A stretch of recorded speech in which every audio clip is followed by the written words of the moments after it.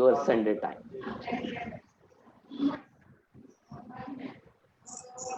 So let us begin with the topic itself, which is given to me, how the IV is connected to the COVID.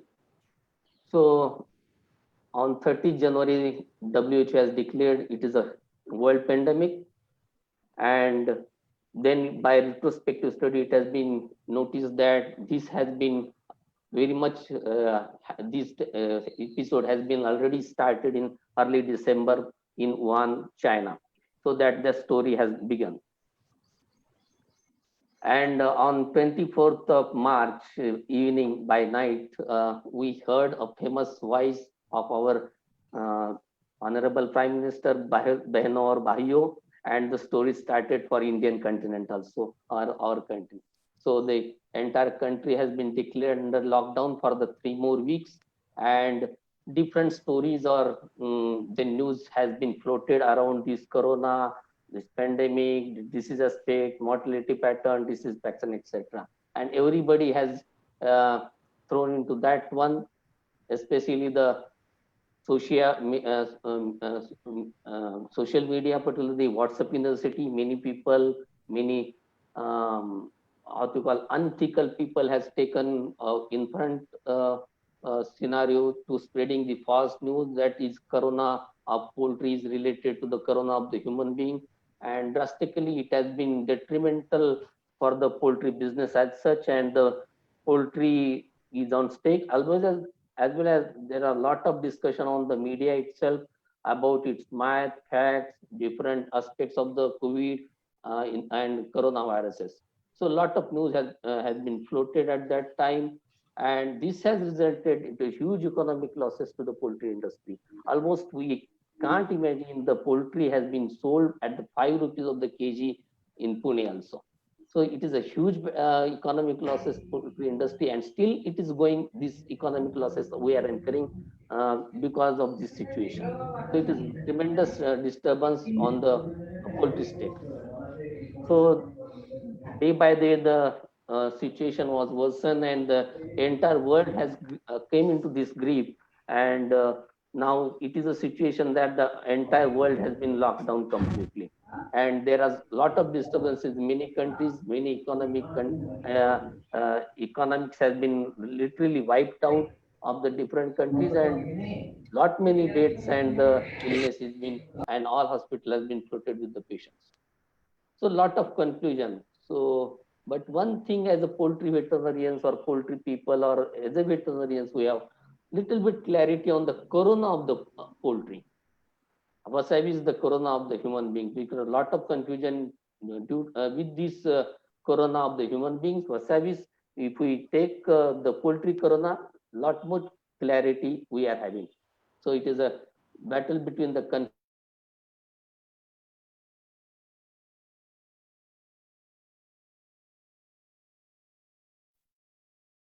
so there is clear cut distinction between those two aspects, human corona versus the poultry corona.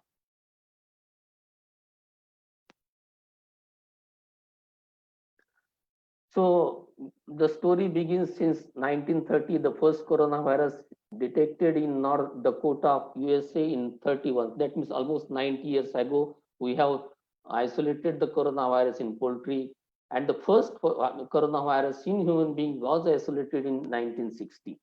So there are several coronaviruses uh, uh, in different species, including the even the many vegetables has a coronavirus infections also, many plants has a coronavirus infections also, and including all types of the animals, including the mammals, birds, we have a coronavirus.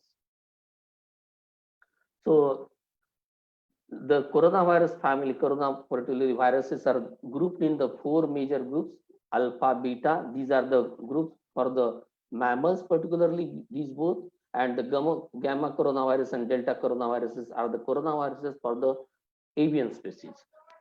Alpha and beta coronavirus include the human, camel, cattle, dog. Almost all the mammals having the alpha and beta coronavirus, and the avian coronaviruses, particularly gamma coronaviruses, are restricted to the poultry and turkey.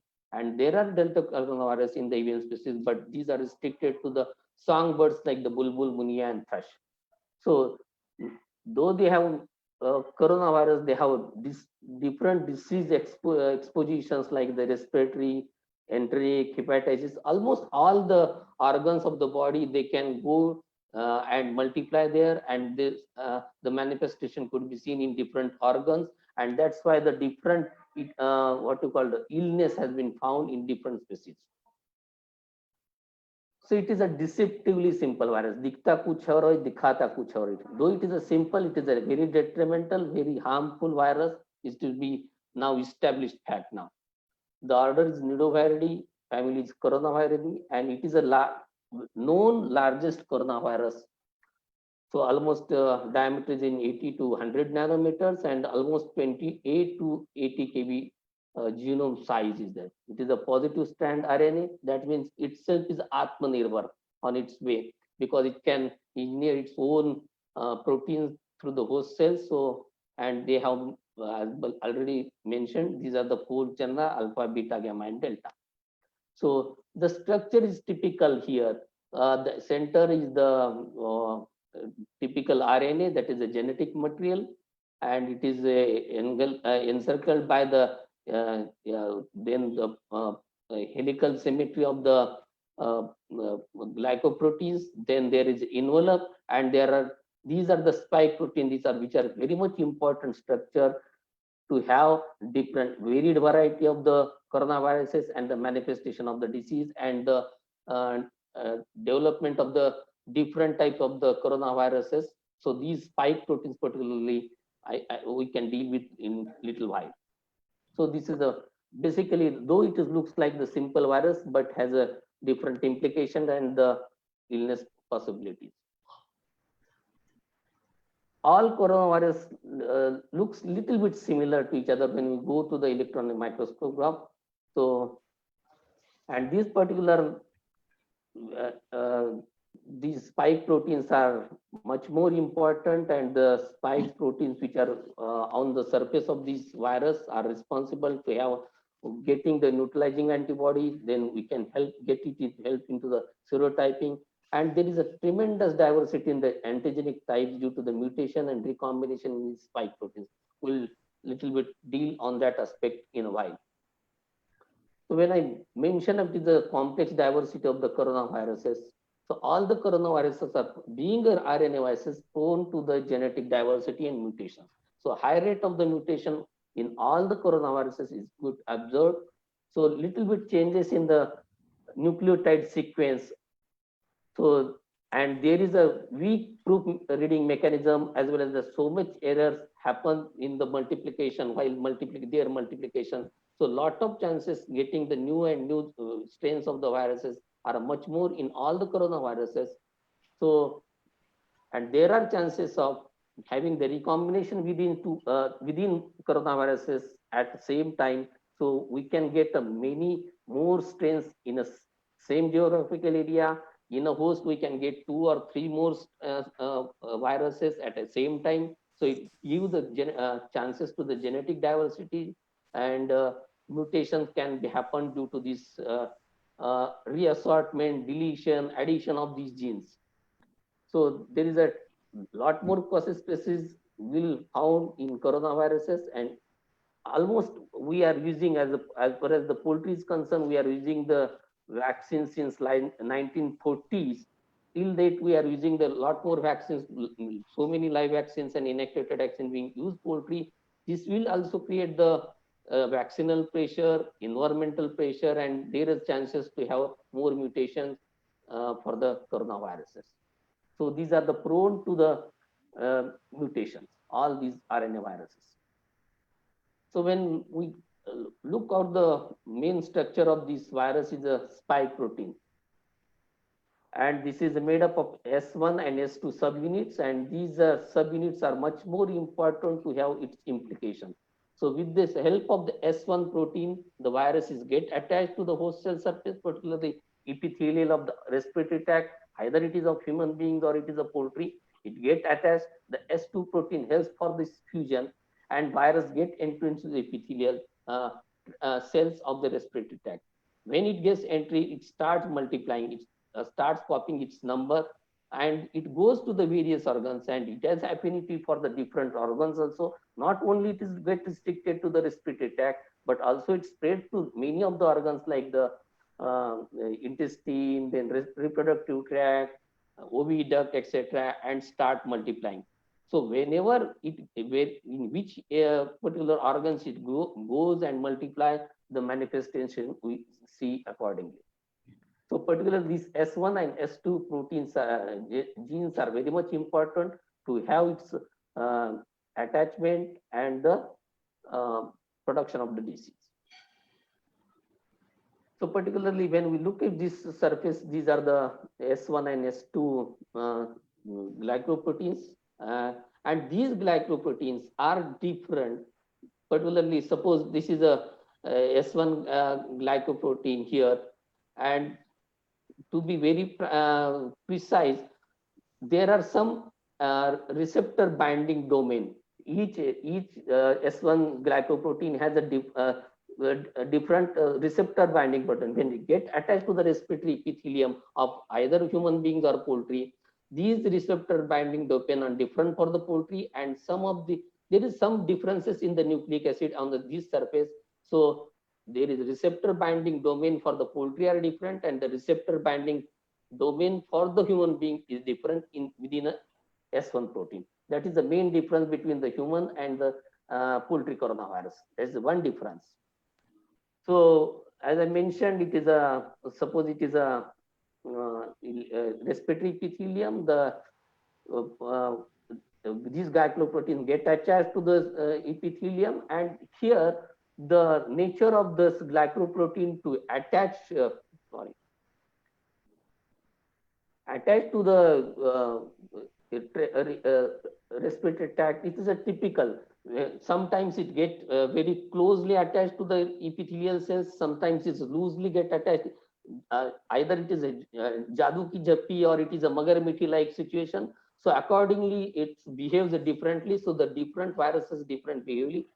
So and these particularly uh, portion of the binding of to the cell receptor is very much important, and the spike is headed towards the membrane to have fusion and the cell entry. So it also defines its binding nature to the receptor of the host cell, also determines the integrity of the neutralizing, how much exposure he gets to attach to the cell surface. On that basis, how much neutralizing antibody can be produced is also depends upon. And it is a very clever also. So these epitopes having the sugar-like spike at the camouflage, like a soldier is a little bit hiding to get unnoticed from the enemy. So it is a very clever, these particular spike proteins, and it is very important to have a disease implication. Another aspect to have a difference between the coronavirus of the poultry and the human coronavirus is the receptor, because this virus through the S1 protein is to be attached to the tracheal cells. So and there are receptor cells to have to get attached for this S1 protein or S1 gene. So as I mentioned, the beta genus is for the mammalian side, and the gamma genus is for the poultry side. So the poultry, particularly infectious bronchitis, has the epithelial cells of the poultry has the alpha 2,3 sialic acid, while the human being, particularly when it goes to the COVID, particularly COVID-19, it has a angiotensin converting receptor.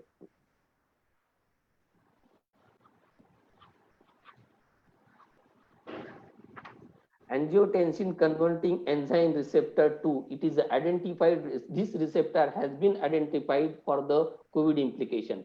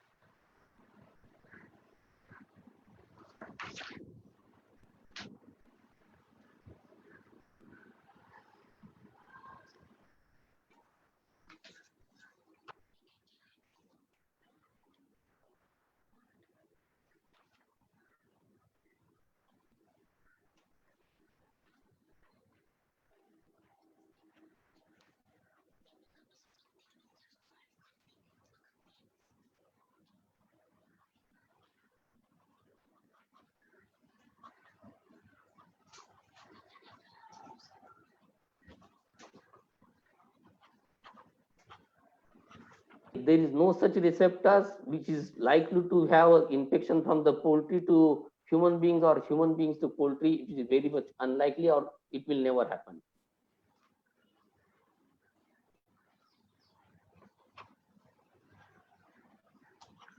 What is happening?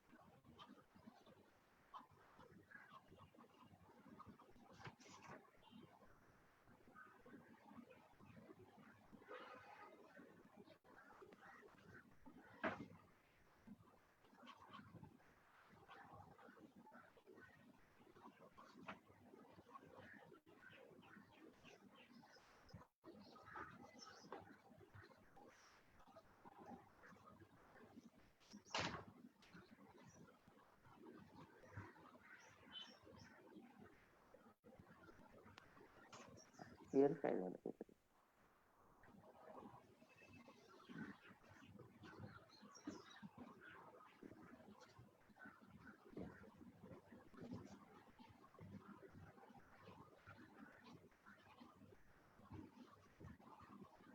yeah, so there are different receptors for them. One good thing is for these coronaviruses, they are very fragile viruses. They are very sensitive to the common disinfectants.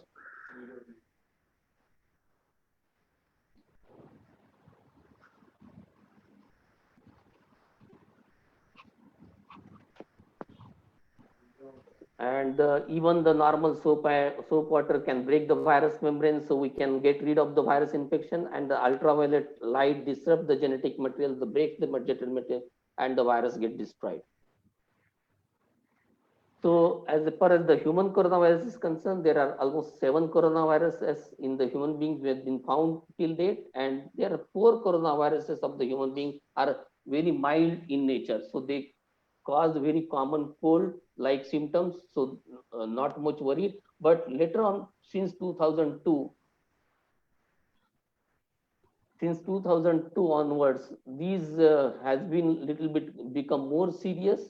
And the first coronavirus in 2002 has been found, the SARS, that is a acute respiratory syndrome, that is a SARS, severe acute respiratory disease syndrome, and it is found in 2002. Afterwards, then NES, Middle East Respiratory Syndrome, has been found in 2004, 2005 on at that time, but the mortality rate was low and it is confined to the Middle East region only. And then now this COVID-19 has come and it has made a havoc. So almost these 4 coronaviruses are mild in nature, and so far these 3 coronaviruses found after 2002 are having the more severe implications as far as the human disease is concerned.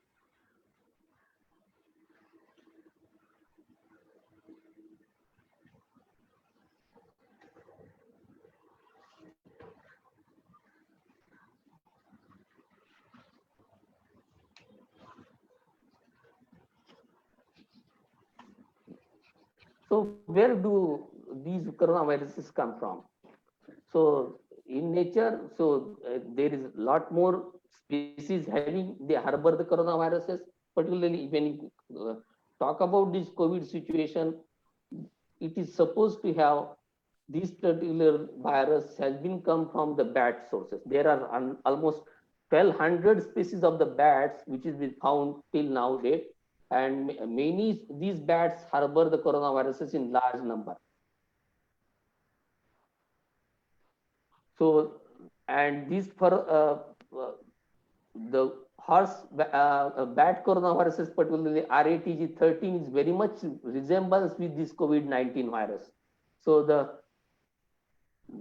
virus which has originated from the bats has been, then it has taken into the intermediate host like a raccoon dog or palm sieve. It is for the COVID-1, that is COV1, which is found in 2002, that is called as SARS.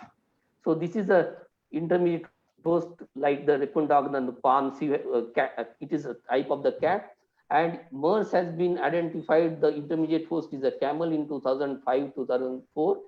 And for this COVID, again, it is believed that the pangolins are the intermediate host for this COVID-19. Because these again, the coronaviruses from pangolin is very much resembles to the horseshoe bat viruses. So when we look for these bat viruses of the coronavirus and the human coronavirus 19, they are in the same, almost 90%, 96% similar to each other. And when we talk about the poultry coronavirus, the mass 41 or something, almost it is a 26% similarity of the coronavirus. So it is here 96% similarity, here only the 26, below the 30% similarity. And these are the changes measured happen due to the S1 glycoprotein. And majority of the genome, almost 50% or even the 60-70% of the whole genome is the identical of the bat coronavirus or poultry coronavirus or human coronavirus or the poultry coronavirus. Only there are changes, lot more many changes in the spike glycoprotein, which are more significant. So when we look for the whole genome nucleotide similarities between all these SARS corona, MERS corona, even the poultry corona. So the bat coronavirus is 96 similar. The SARS corona is 79% similar. The MERS corona is 50% similar. And when it relates to the COVID-19, the IBV, our poultry virus, is almost 54 as far as the genome is concerned. But when it comes to the nuclear subunit protein, S1 protein, almost it is below 30%. And when it comes to the bat and the human being, it is almost 97% similarity. So as I mentioned, there are two separate distinct receptor for the human being and distinct receptor for the poultry. So though there is no chances of having the one virus to get to the another species, no poultry virus can grow into the human being, or no human coronavirus can grow into the poultry. So, and this coronavirus now infection has been found in the humans. There are some reports in the cats and parrots, but now there is no single public or there is no evidence of that this coronavirus can get to the poultry infection, because we are experiencing since 1930 almost 200% there is no chance to get the human coronavirus to the poultry. So this has resulted into the drastic consumption of poultry, and it has been severely affected. And this all these statement, what we have now been discussed, it is a statement based upon the science, evidence, and the research. So let us take a review of the poultry coronavirus in short. So if you take a poultry viruses, main 10 poultry diseases around the world, so almost these 5 diseases, with the top 5 diseases are the RNA viruses. Why this is because of this high mutation rate of these coronaviruses. So they keep on going on the mutation. So they have different phases all the time. Over the period of time, the virus get changed, and their severity of the infection more and more years to come. So there are more complications with RNA diseases. So first, if you take the first 5 important diseases are the RNA viruses. Among that, the IB has in number 2 position. So this is the worldwide distribution of the infectious bronchitis virus. So, and several variants of the infectious bronchitis virus found throughout the globe. Every country has a predominant serotypes, or you can genotypes or serotypes or variant you can have. So every country has a predominant number of the serotypes available in that country, and they are keep on changing. If we take example of the India itself, so we have mass-like strains and then the nephropathic strains. So different countries have the different nephropathic strains or reproductive strains or genital strains, etc. There are so many variants available. Almost now more than 200 IBV variants are available, and in the poultry, and some countries, some variants are restricted to particular geographic area, some variants are distributed throughout the globe. So just you go to the country wise their evidence of the identification. So many countries have the different serotypes of the IB. Either they are predominant in nature in a particular area, and they are distributed. So every country has its predominant IBV serotypes, and one has to design the control strategy uh, taking into the consideration what type of the predominant genotype or serotype or variant is present in that country or that particular geographical area. So it is a lot of genetic diversity as mentioned. So the mutation rate of the coronavirus, including IBV, is about 36 changes per year, and even influenza having the 50 changes. If you take roughly one coronavirus, it get infected to the bird, it can ability have a 36 more producing variant producing capability in a 1 year. So so the mutation rate of the mass or Connecticut, these are the common serotypes present in the United States, and mass vaccination has been applied in every particular, in USA, even there are vaccination schedule designed per farm or per integration or cluster of the farms. So design within a geographical area also, they advocate the farm-wise vaccination also. That much vaccination pressure of the different serotype is always present for the poultry coronavirus to have control over that. And some of the serotypes having the highest mutation rate of the 450 mutations per year of a single particular strain. So that much variety of the replication rate and the recombination and the capability of the producing genotype is huge for the IB variants. So literally a new variant are produced virtually daily, and nature takes its care to eliminate this by the natural selection. So almost every day there is one variant will be produced. And over a period of since 1930, the disease has been changed a lot. It has been first the predilection was the respiratory as a respiratory infection, then has come over to the all the systems of the body, and the predilection has been disease pattern has changed. So it has started with the respiratory form, then it comes to the reproduction, that is production losses, misshapen eggs or the shell eggs, so huge production losses. Even the in the reproductive tract, there is a what you call oviduct inflammation, cystic oviduct. Then it comes to the nephropathy, it has a predilection to the kidneys. So a lot of gout issues were noticed. Then gastrointestinal form, gastritis, gizzard erosion type of the lesions could be noticed, and there is myopathies on the muscle, so the lot many contamination rates. So all these implications lead to the huge economic losses due to the coronaviruses and their changing faces time to time due to the genetic diversity among them. So when you take about the respiratory form, it is generally it is seen in the early growth stage, particularly in first early stage of the life.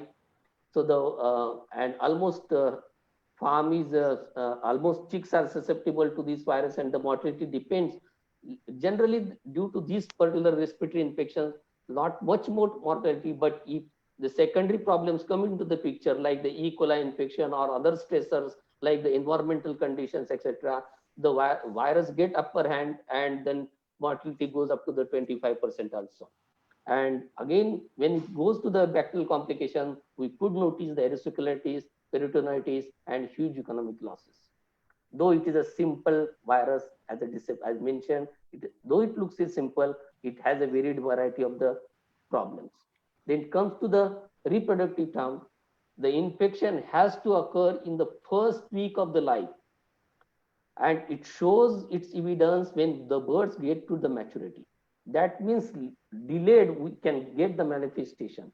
And so because there is an early stage of the infection within a first week of the, that means within the first 3 to 4 days, the chick get infection, and it virus through the multiplication from the respiratory tract, it goes to the oviduct and stays over there since several weeks in a dormant position. And when the bird gets into the production, it shows its manifestation, and lot more cases of the oviducts.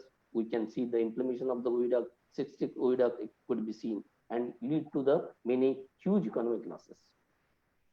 So the bird, when gets to the maturity, bird takes this type of the posture like the penguin-like structure. Typically, it is a very noticed in QX-like strain of the infection. It is came from the China also. So the many people can also be confused with the QX strain and all these oviducts related variety of the strains. So not only the QX has a responsible for the cystic oviduct infection. Lot many strains of the IV virus also responsible for this condition. This is like cyst in the ovary. So full balloon of the inflammation of the oviduct, and have almost 1 to 1.2 liter of the fluid can be we can take out from this type of the oviduct.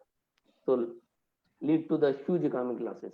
Is the cystic oviduct, now there are a lot of discussion going on the QX strain, which is predominant in the Chinese continent, and a lot more veterinarians, the poultry veterinarians are confused to getting such type of the cases in Indian scenario. To be very frank with you, let the see such type of the oviduct pictures we could get in the mass variants also, from the Australian T variant strains also, several PX strains also already it has been discussed. It is an Israeli strain also, 885 also shows the similar type, and it is a Dalmarva from the USA also shows the similar condition, and our nephropathic strain also shows such type of the symptom. So that means it is not restricted to the QX. Such type of lesion are not restricted to the QX. So there should be no confusion between the QX and the cystic oviduct infection of the infectious bronchitis. So it could be even US, it has been shown with the sonographic pictures of the oviduct. So even early stage of the infection, it is fifth week of the cheek also shows such type of the lesions. And it is a Dalmarva strain, not a QX also. So we here in India, the PDRC, our PDRC has been developed from the field cases. We noticed in the young chicks, this is the field cystic oviduct cases we could found, and it has been wrongly, someone can wrongly diagnose as a QX infection also, but it's not true also. So we have done some experiment at PDRC and VRDC. So the objective has studied to really know whether this type of the lesions we could get is related to the QX strain, and or what type of the strain which is causing such type of the disease. So the SPF chicks we have placed, this is the sentinel bird has been placed into the affected farms, and then the sample collection has been done at the periodic level, and for the laboratory finding we could get the organ samples for the ovary, testicles at the developing stages, and we have done the isolation and the histopathology and characterization of the virus. So we have done the isolation from this type of the cases in the SPF embryos, and with the passage 6 level, we could get the typical embryo lesions in such type of the cases. So in the first week, we could get a very good gout lesions of the same bird, which has been shown as a oviduct infection. In the first week, we could get the gout in the same infection, and as day progresses, the different predilection of the infection, we could get this type of the infection into the oviduct also. So as the disease progress, these are the different lesions who we could notice in the oviduct. So this is a progressive lesion development in case of this nephropathic strains. So, and when we done the histopathology of the kidney, interstitial nephritis could be noticed here, and lot of hemorrhages in the kidney also.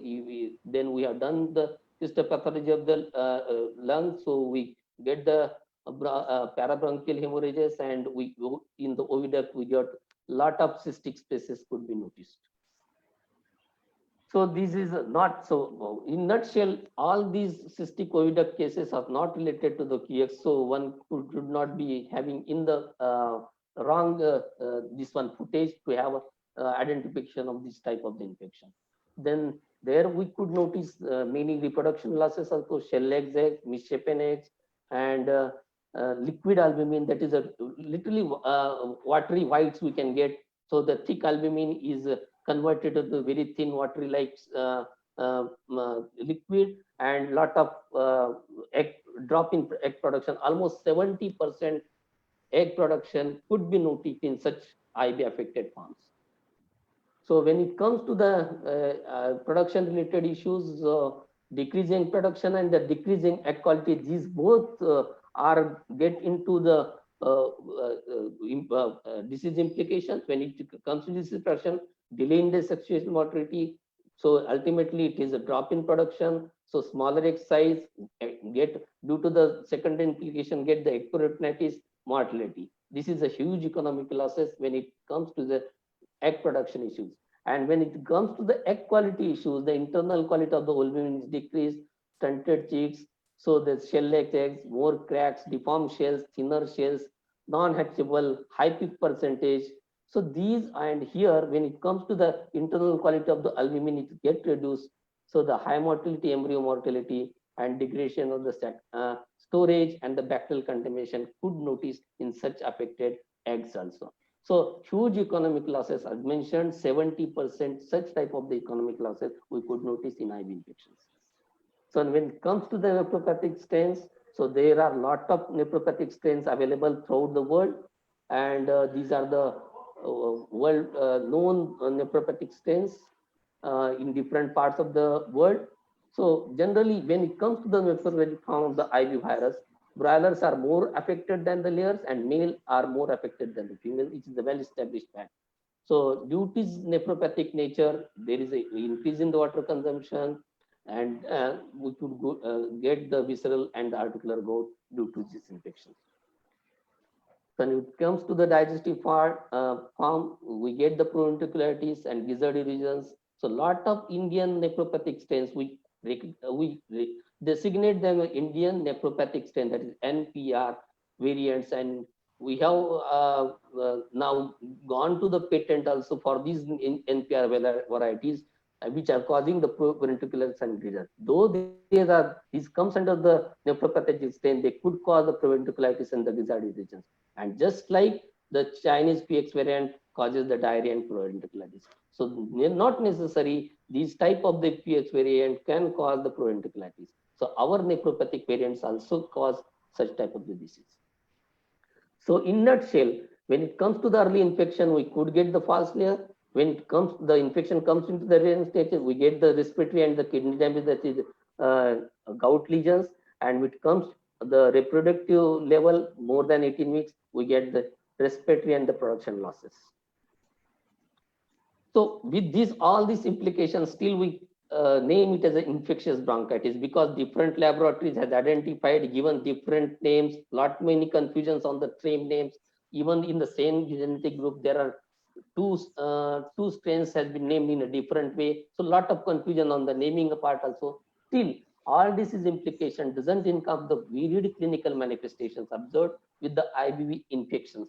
So the name has been kept constant to avoid the confusion. Still, we call it as an infectious bronchitis, though it has a different illness factors. When it comes to the phylogenetic, whatever the isolates we found since last so many decades, we are been having wide surveillance throughout the country, throughout PDRC. So since 2010, we have a lot of isolates has been identified.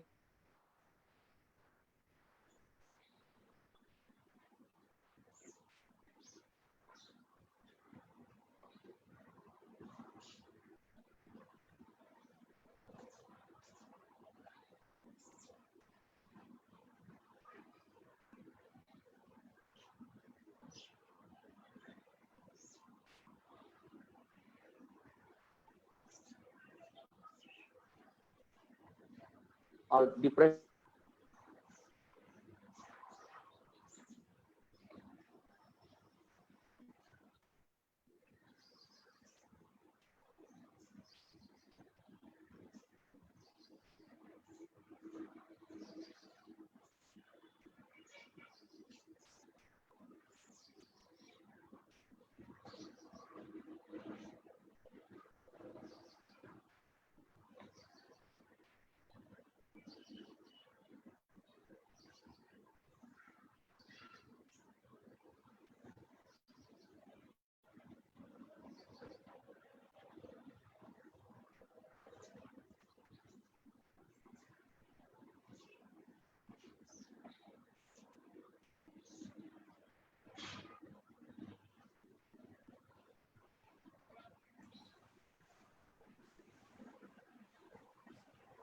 Dr. Gavkari sir, have you got any problems regarding screen sharing?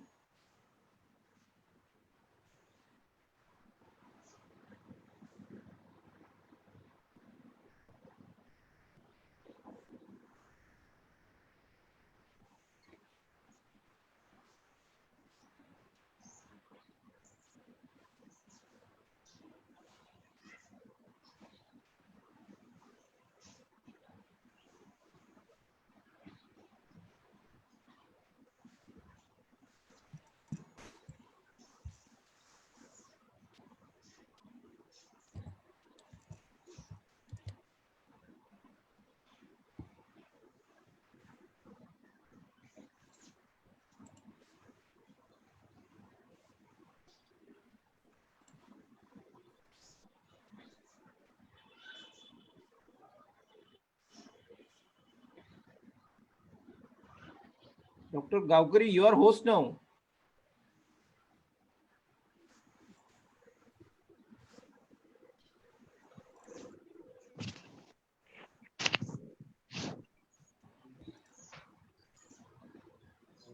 Dr. Gavkari, can you listen? Yeah, I can. Please unmute me. Now I have made you host, so all controls are with you. Please unmute me.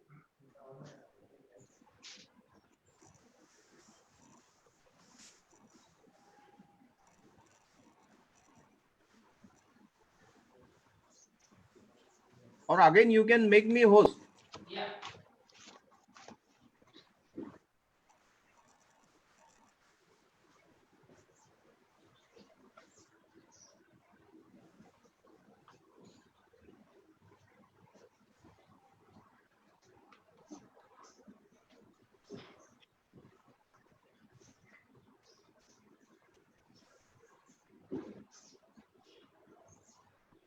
Me phone लावू का?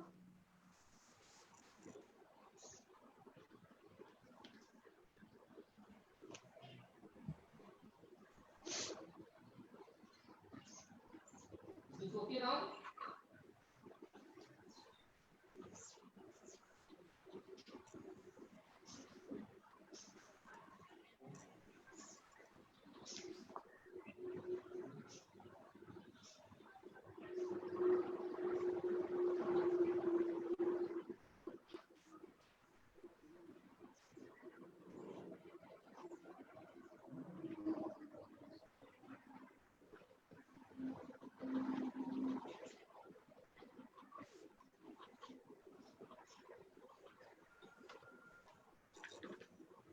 Hello.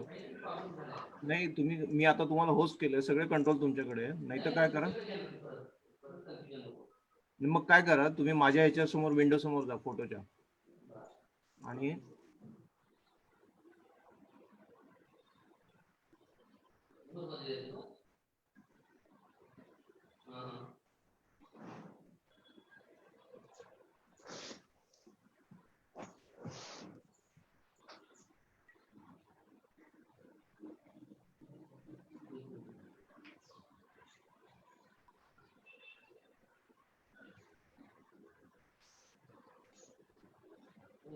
दिसत नाही मला.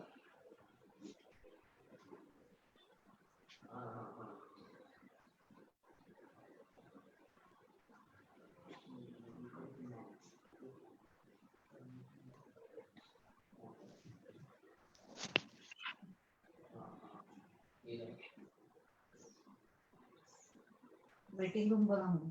Unmute me, his hand.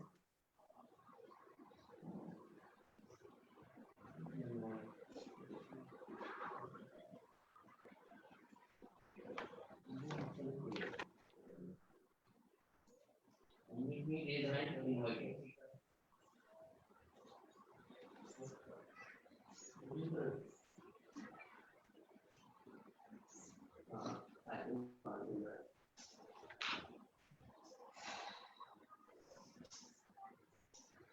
आता मी काय करू?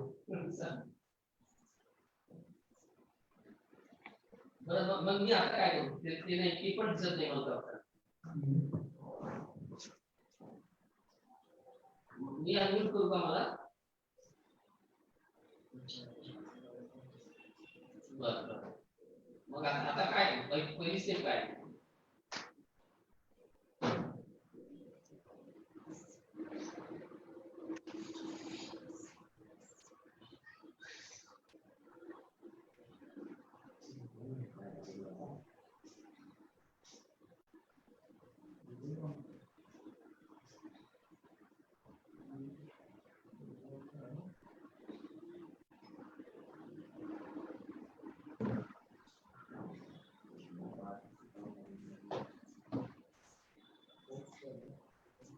मला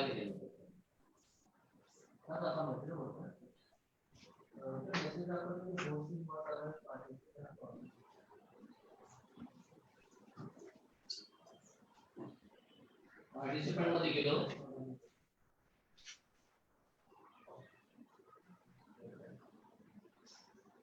माझ्या क्वेश्चन मूवी करायला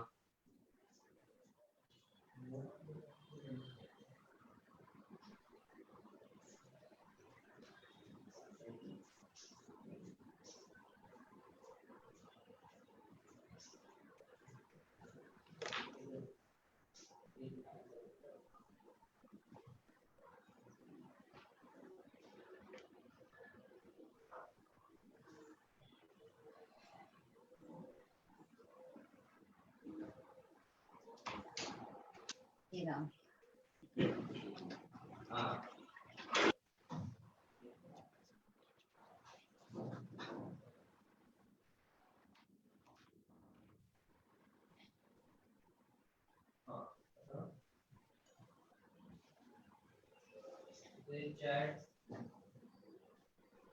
चॅट आहे व्हिडिओ आहे शो मोर व्हिडिओ पार्टी.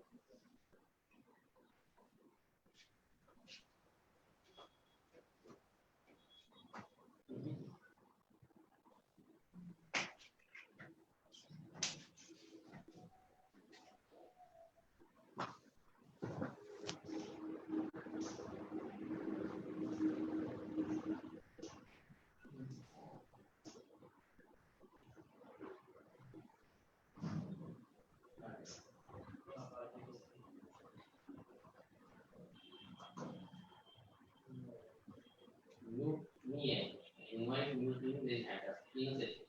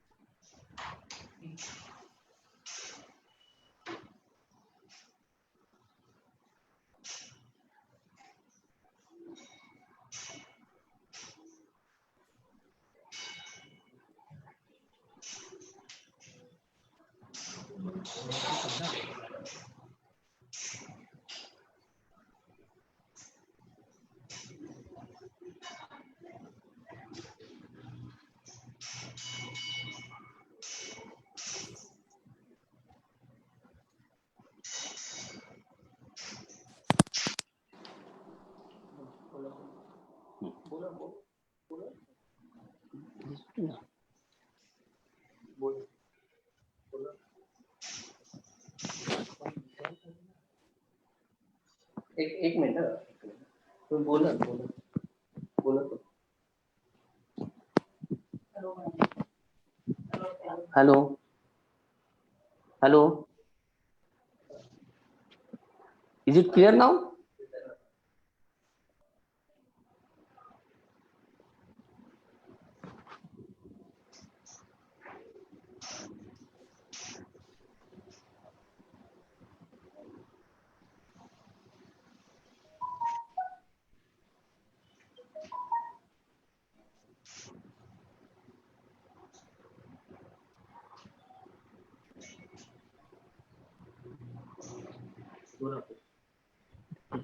स्लाइड पुढे कशी जायची?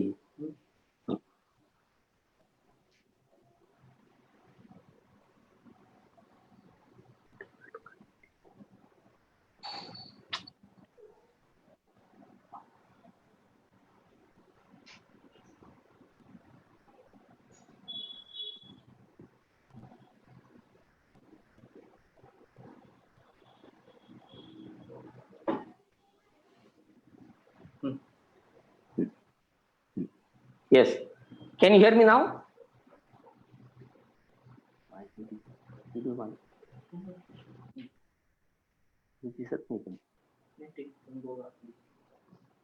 Is it okay now? Mugalikar विचारायचं ना. Hello.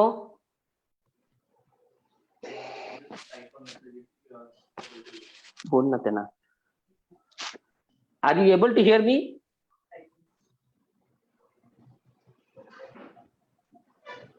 Hello.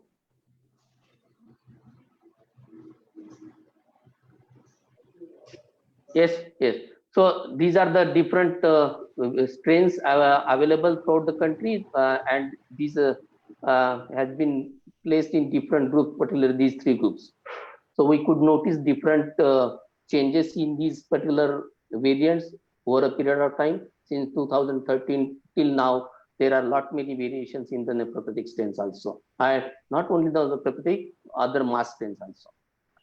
So the nucleotide, so when you compare to the along with the MAS 41 or H22 or 4/91, our nephropathic Indian nephropathic strains are having it with the 4/91. It is almost 72% similarity. For the H20, it is 75% similarity, and the 41 which is the only 73% similarity. But when it comes to the nephropathic strain, it is almost 90 to 98% of the similarity with these isolates what we shown now. So if you look into the IVB circulating throughout the world, these are the 7 genotypes: genotype 1, genotype 2, genotype 3, 4, 5, and 6. These are the 6 genotypes available throughout the world. And the more predominant worldwide distribution is genotype 1, and within genotype 1, it is a G113, G116, and G119 are more predominant in the world. When you, these are the, as I mentioned, it is genotype 1, which comes in the Massachusetts type of the strains, comes in this G1 category. Even G113 is a 9/41, even G116 is the Q1, and G119 is a QX strain. So these are the predominant variants available throughout the world, and we are also having the genotype 1 here. So we don't have the, now when it comes to the Indian scenario, so we have a mass type, we have indigenous nephropathic strains, and 4/91 type of the strains.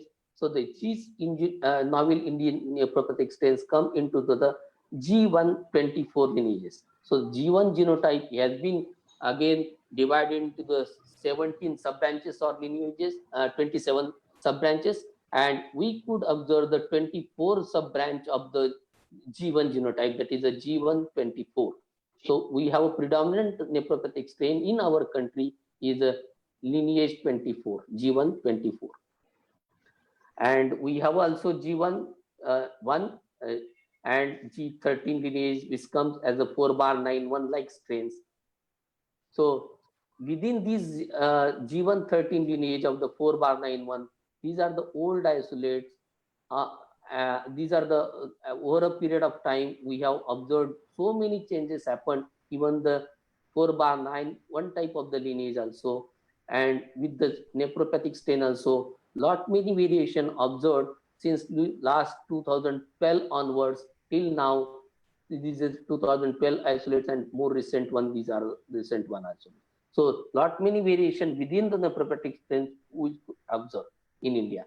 So if you look out the worldwide distribution, we have a predominant G1, G13, and G424 lineages. Leave apart these all lineages, we don't have this type of the lineages which are prevalent into the China, Taiwan. We don't have this type of the lineages. We have a MAS 41H20, which is already there, which is, it comes into the genotype 1, and we have genotype 13 lineages like the North African Canadian, but we don't have this type of the lineages or genotype 19 lineages. So at present, we need not to worry this type of the lineages, but we definitely have this type of the lineages in our country. So there is a published paper, even Mark Jacques has published this paper. So it clearly mentioned G24 lineage, that is a branch of this IB variant, is only predominant is a India, and it is genotype named as NPR by submitting author. That is, we have submitted this way particular variants to the gene bank. So it is restricted to the. So one has to have a control strategy. Only the mass or H120 type of the vaccine will not give a good results. So repeated vaccination with the mass H20 is a small drop in the production. People go for the mass vaccination or H120 vaccine, need not to be go for that one. So whatever the prevalent strains in the country has to be identified and has to be adapted into the vaccine, and such type of the vaccine has to be given to the bird. Then and then we get a good control on the IB situation. So there are different type of the variant serotypes in the several countries also.